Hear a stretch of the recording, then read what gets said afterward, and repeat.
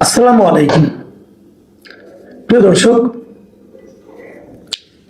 আমি এই আলোচনার শুরুতেই মিস্টার হৃদয় হাসান নামে এক ভদ্রলোককে ধন্যবাদ দিতে চাই। কে এই হৃদয় হাসান? তিনি কুষ্টিয়া সদর উপজেলার সোনাপুর নোয়াপাড়া এলাকার একজন বাসিন্দা এবং উনি জেলা ছাত্র দলের একজন সদস্য, আহ্বায়ক কমিটির সদস্য। উনি ছাত্রদল করেন, সরকারি দলের সঙ্গে আছেন, এই জন্য ওনাকে ধন্যবাদ দিতে চাই। বিষয়টা কিন্তু তা নয়। সেটা হলো আমি ওই ছাত্রদলের জেলা কমিটির আহ্বায়ককে ধন্যবাদ দিতাম, কিন্তু আমি হৃদয় হাসানকে দিতে চাই। এই কারণে চাই, উনি একটা কাজের কাজ করেছেন। এই কাজটা আমাদের অনেকেরই করা উচিত। আমরাও ছোটখাটোভাবে করার চেষ্টা করেছি, কিন্তু কাজ হয়নি। উনি একটা কাজ করেছেন। এই কাজটা হলো, উনি ওই এলাকার যিনি সংসদ সদস্য আছেন জামাতে ইসলামের মিস্টার আমির হামজা, খুবই আলোচিত লোক আমির হামজা। ওনাকে চেনে না বাংলাদেশে এমন লোক খুব কমই আছে। ওনার মুখের জন্য, ওনার কথার জন্য, ওনার কথার ভাষার ব্যবহারের জন্য এবং সেই ভাষার অন্তর্নিহিত ভাবের জন্য উনি বিশাল আলোচিত ব্যক্তি একজন। আমি আর সমালোচিত বললাম না, হয়তো বলতাম, কিন্তু এখন উনি সম্মানিত সংসদ সদস্য, কিন্তু এটা বলা তো ঠিক হবে না। তাহলে আবার তাবৎ সংসদ সদস্য সম্পর্কে মানুষের ধারণা আবার চেঞ্জ হয়ে যাবে। কাজে আমি ওনাকে আলোচিতই বললাম। এই আমির হামজা সাহেবের ব্যাপারে আইনি নোটিশ পাঠিয়েছেন ওনাকে একটা। সেই আইনি নোটিশটা কি? সেই আইনি নোটিশটা হলো, আমির হামজা সাহেব একটা কথা বলেছিলেন, একটা সুইপিং কমেন্টের মতো কিছু কথা বলেছিলেন। সেই কথা বলার মাধ্যমে ওনার মনে কিছু সন্দেহ হয়েছে এবং সেই জন্য উনি এটাকে ক্লিয়ার করতে বলেছেন। কি বলেছিলেন আমির হামজা সাহেব? তিনি বলেছিলেন, গত 26শে ফেব্রুয়ারি কুষ্টিয়া শহরে একটা ইফতার মাহফিলে বক্তৃতাকালে আমির হামজা সাহেব বলেছিলেন, আমি কোট আনকোট বলছি, প্রায় সব মিলিয়ে শুধু মেডিকেল কলেজের জন্য 50 কোটি টাকার উপরে অফার হয়েছে এই 3 দিনে। তাও কেউ জানবে না, শুধু আল্লাহ বাদে। আমি বলেছি 50 কোটি কেন, 100 কোটি পুরো কুষ্টিয়া লিখে দিলেও আমি আমার জায়গা থেকে এক চুল নড়ব না। মানে উনি কত নীতিবান ব্যক্তি সেটা প্রমাণ করেছেন যে উনি 50 কোটি না, 100 কোটিও না, যদি পুরো কুষ্টিয়া লিখে দেয় তাও উনি ওনার নৈতিক অবস্থান থেকে এক চুল নড়বেন না। এমন কথা যদি বলতে পারেন, তার প্রতি শ্রদ্ধায় মাথা নত হয়ে আসে না? আসে তো।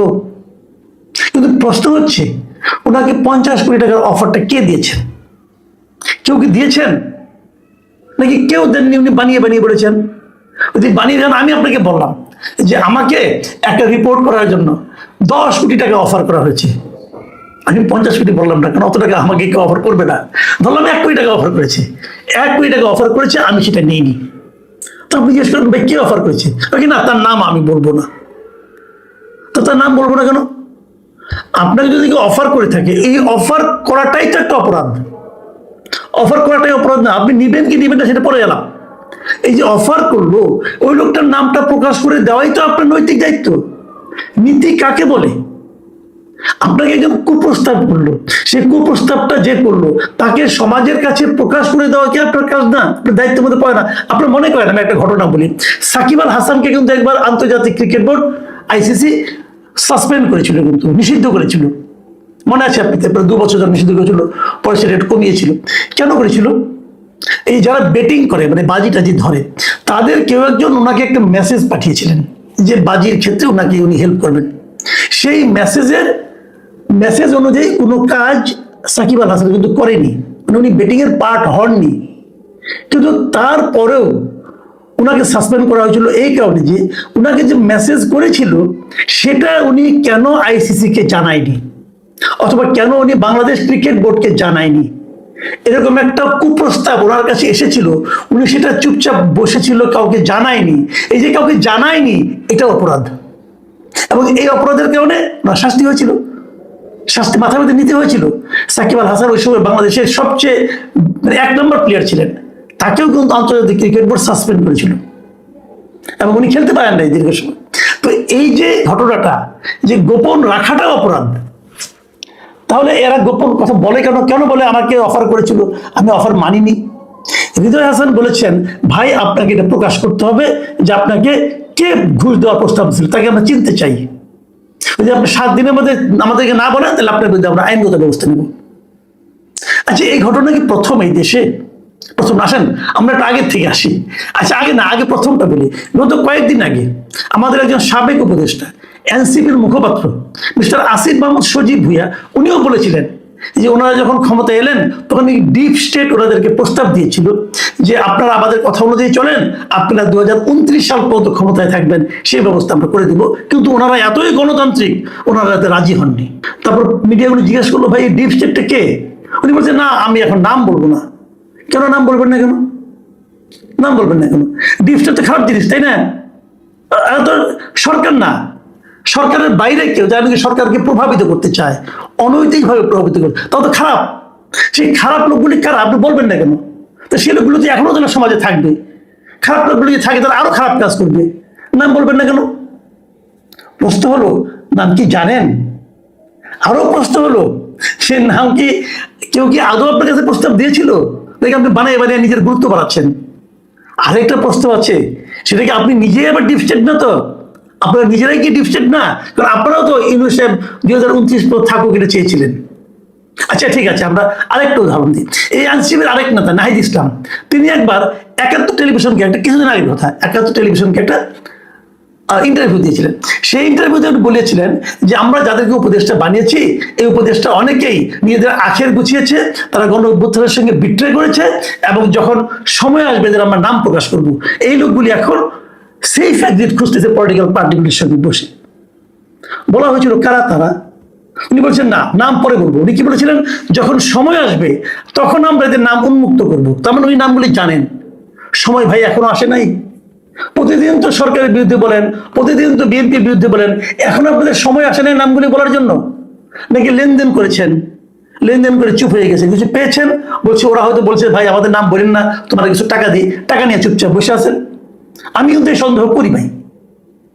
আপনি একটু সতর্ক হতে পারেন, কিন্তু আমার মনে এই সন্দেহটা আছে এই কারণে আপনি তো নাম প্রকাশ করেন নাই। আচ্ছা আরেকজনের কথা বলি, আপনাদের নিশ্চয়ই মনে আছে, আমাদের একজন খুব গুরুত্বপূর্ণ উপদেষ্টা ছিলেন, তিনি হলেন আসিফ নজরুল, ঢাকা বিশ্ববিদ্যালয়ের অধ্যাপক, খুব গুরুত্বপূর্ণ লোক। এবং উনি প্রথম আলোতে নিয়মিত কলাম লিখতেন, উপন্যাস লেখেন, বহুমুখী প্রতিভার অধিকারী উনি, এবং আমি ওনাকে সৎ হিসেবেই জানি, আমি ওনাকে পছন্দও করি। তো উনি একবার বলে বসেন নাই যে 5-6 জন সাংবাদিক উপদেষ্টা হওয়ার জন্য ওনাকে ফোন করেছে, তদবির করেছে, বলেননি? বলেছিলেন তো। সেই 5-6 জন সাংবাদিককে নাম প্রকাশ করেছেন? করেননি কেন? আমি তখনই একটা প্রশ্ন করেছিলাম, আপনি যখন 5-6 জন সাংবাদিকের নাম বললেন, তখন কিন্তু আপনি পুরো সাংবাদিক সমাজকে একটা প্রশ্নের মুখে দাঁড় করিয়ে দিলেন। কে সেই 5-6 জন সাংবাদিক? নাম বলেন। আপনি নাম কেন বললেন না? যদি আপনি নাম বলতে না পারেন, তাহলে আপনি 5-6 জন সাংবাদিক কেন বললেন? তার মানে আপনি কিন্তু পৃথিবীর তাবৎ প্রফেশন থেকে একটা প্রফেশনকে বেছে নিলেন আপনার সন্দেহটাকে ছড়িয়ে দেওয়ার জন্য। এটাকে আপনি ঠিক করেছেন? কাজটা ঠিক হয়নি। ওনার সঙ্গে গত নভেম্বর মাসের শেষ দিকে 2025-এর আমার সঙ্গে পার্সোনালি দেখা হয়েছিল। ওই সশস্ত্র বাহিনী দিবসের একটা অনুষ্ঠানে আমি গিয়েছিলাম, ওখানে ওনার সঙ্গে দেখা। আমি ওনাকে কিছু জিজ্ঞাসা করিনি, উনি নিজেই আমাকে বলেছিলেন যে আপনি যেটা করে, আমি যে ওনাকে প্রতিবাদ করেছিলাম যে জিনিসটা নিয়ে, উনি বলেছিলেন, ব্যাখ্যা দেওয়ার জন্য বলেছেন যে ওই 5-6 জন সাংবাদিকের মধ্যে আপনি নেই। তো আমি হাসলাম, হেসে বললাম যে আমি যে নেই এটা তো আমাকে বলার কোনো দরকার নাই, কারণ আমি নিজেই তো জানি আমি নেই। আমি তো নিজেই জানি যে আমি নেই, তো আমি নেই, এটা তো আমাকে ইনফর্ম করার কোনো দরকার নেই রে ভাই। কিন্তু কারা তারা বলেন? উনি তখন বললেন, যখন আমি ক্ষমতা থেকে নামবো তখন আমি এটা বলবো। উনি ক্ষমতা থেকে নেমেছেন আজকে প্রায় 1.5 মাসের বেশি হয়ে গেছে। বলেছেন, আমি চ্যালেঞ্জ দিয়ে বললাম, উনি বলতে পারবেন না। আমি চ্যালেঞ্জ দিচ্ছি, উনি বলতে পারবেন না। আমি কিন্তু মনে করি কেউ কেউ ওনাকে ফোন করতে পারেন, আমি কিন্তু অস্বীকার করি না। আমি ওই যে আসিফ মাহমুদের মতো বায়োবিও ডায়লগ মারছে উনি, এটা আমি বলছি না। আমি বলছি হয়তো বলতেও পারেন, 2 জন সাংবাদিক আগে বলতেও পারেন, আমি জানি না, তবে হতেও পারে। তো নামগুলি বলতে ওনার সমস্যাটা কোথায়? ভয় পাচ্ছেন? এখন আপনার নামগুলি বলা উচিত। 1.5 মাস তো হয়ে গেছে, বলেন, আমরা অপেক্ষা করছি। নাকি 20 বছর পরে মৃত্যুর আগে আপনি বলবেন? তখন তো বললেও যা, না বললেও তা। আমাদের ওই লোকগুলোকে চিনতে হবে, সে লোভী সাংবাদিকদেরকে আমরা চিনতে চাই, এই চেনার অধিকার আমার আছে। এখন তো আমি যে কোনো সিনিয়র সাংবাদিক দেখলে সন্দেহ করি। তো এই যে সকলকে আমি সন্দেহ করছি, এবং সন্দেহ করে কিন্তু আমি অন্যায় করছি, এই যে আপনি আমাকে অন্যায় করার জন্য প্ররোচিত করছেন, আপনি ঠিক করছেন। আমি আশা করবো আসিফ নজরুল সাহেব খুব শিগগিরই সেই 5-6 জন সাংবাদিকের নাম বলবেন, এবং কে ওনাকে কিভাবে করেছেন ফোন এটা বলবেন, এটা আমি জানতে চাই। আচ্ছা, আমি আরেকটা ঘটনা বলি আপনাদেরকে। এইগুলো হয়ে গেল রাজনীতিবিদ অথবা উপদেষ্টা ছিল। আমি একজন আমলার কথা বলি, এটা বলে এই আলোচনাটা শেষ করব। এই আমলার নাম কি? এই আমলার নাম ABM আব্দুস সাত্তার। তিনি একসময় বেগম খালেদা জিয়ার একান্ত সচিব ছিলেন। উনি 2025 সালের অগাস্ট মাসের 8 তারিখে উনি রাজধানীর বিয়াম মিলনায়তনে একটা সেমিনারে অফিসার্স ক্লাবের সাধারণ সম্পাদক হিসেবে, সাধারণ সম্পাদক এবং বৈষম্য বিরোধী কর্মচারী ঐক্য ফোরামের সভাপতি ছিলেন তখন তিনি।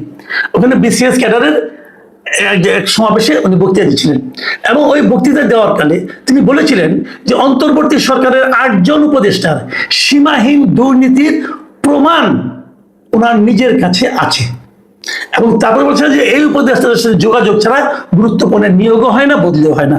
তার মানে 8 জন উপদেষ্টার সীমাহীন দুর্নীতির প্রমাণ, তথ্য প্রমাণ ওনার কাছে আছে।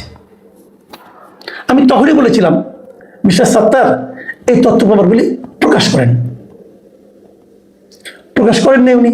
আমি তখনই সন্দেহ প্রকাশ করেছিলাম যে কেন প্রকাশ করলেন না? হয় ধমক খেয়েছেন অথবা মাল খেয়েছেন, তাহলে প্রকাশ করবেন না কেন? কোনটা কারণ? আপনি কেন আপনি যখন অভিযোগটা করলেন তখন তো আপনি তাবৎ উপদেষ্টাদের ব্যাপারে কিন্তু একটা সন্দেহ ছড়াই দিলেন। কোন আটজন আমরা কেউ জানি না কোন আটজন বলেন। আচ্ছা ঠিক আছে, তখন ভয় পেয়েছেন, তখন অন্তর্বর্তীকালীন সরকার ছিল, এখন তো অন্তর্বর্তীকালীন সরকার নাই এবং এখন আপনি খুব পাওয়ারফুল। তখন আপনি সাবেক সচিব ছিলেন, এখন আপনাকে এনে চুক্তিভিত্তিক নিয়োগ দেওয়া হয়েছে এবং আপনি এখন প্রধানমন্ত্রীর মুখ্য সচিব। মানে এখন বিরাট পোস্ট, কিন্তু মানে তাবৎ সচিবদের মধ্যে খুব পাওয়ারফুল সচিব উনি, প্রধানমন্ত্রীর মুখ্য সচিব উনি, রেগুলার পোস্ট একটা, তাই না? আপনি প্রধানমন্ত্রীর মুখ্য সচিব হয়েছেন, এখন আপনি 8 জনের নাম বলেন না কেন? এখন আপনার 8 জনের ব্যাপারে যে তথ্য প্রমাণ আপনার কাছে ছিল সেটা প্রকাশ করেন না কেন? অথবা ব্যবস্থা নেন না কেন? নাকি তখন মাল বেশি খেয়েছিলেন এই জন্য এখন ওগুলো ভুলে গেছেন? আপনি ভুলে গেছেন, আমি তো ভুলি নাই ভাই, এই জাতি তো ভুলে নাই। আমাদের কাছে আপনি একজন সন্দেহজনক ব্যক্তি। আমি যেন তারেক রহমানকে বলছি, আপনি এমন একজন লোককে আপনার মুখ্য সচিব বানিয়েছেন যিনি আমার কাছে সন্দেহজনক ব্যক্তি। উনি আমার কাছে প্রমাণ আছে এটা বলে একটা সিচুয়েশন ক্রিয়েট করে নিজের গুরুত্ব বাড়িয়ে কি করেছেন আমি বলতে পারবো না, কিন্তু উনি এখন আপনার মুখ্য সচিব হয়েছেন, আপনাকে উনি সব কিছুতে পরামর্শ দেন, আপনার কাজকর্ম করে দেন। এত পাওয়ারফুল একজন ব্যক্তি আপনি তাকে বানিয়েছেন, তার উচিত তো এইটা,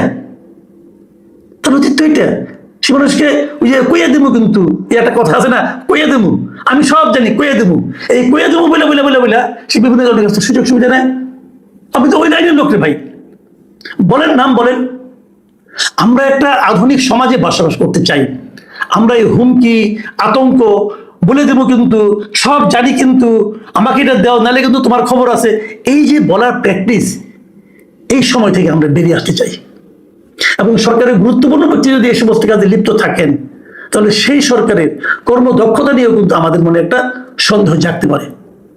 আমি তারেক রহমান সাহেবকে অনুরোধ করবো, সাত্তার সাহেবকে ডেকে জিজ্ঞাসা করেন ওই 8 জনকে, তথ্য প্রমাণগুলো আপনার কাছ থেকে নেন, নিয়ে ওই 8 জনের বিরুদ্ধে অ্যাকশন নেন। কারণ ওই 8 জন লোক জনগণের সঙ্গে প্রতারণা করেছে, জনগণের কাছ থেকে দায়িত্ব নিয়ে তারা অন্যায় করেছে, চুরি করেছে, দুর্নীতি করেছে। তাদেরকে ধরা উচিত, তাদের চেহারা উন্মোচিত করা উচিত। আর যদি সাত্তার সাহেব এগুলো দিতে না পারেন তাহলে সাত্তার সাহেবের বিরুদ্ধে অ্যাকশন নেন।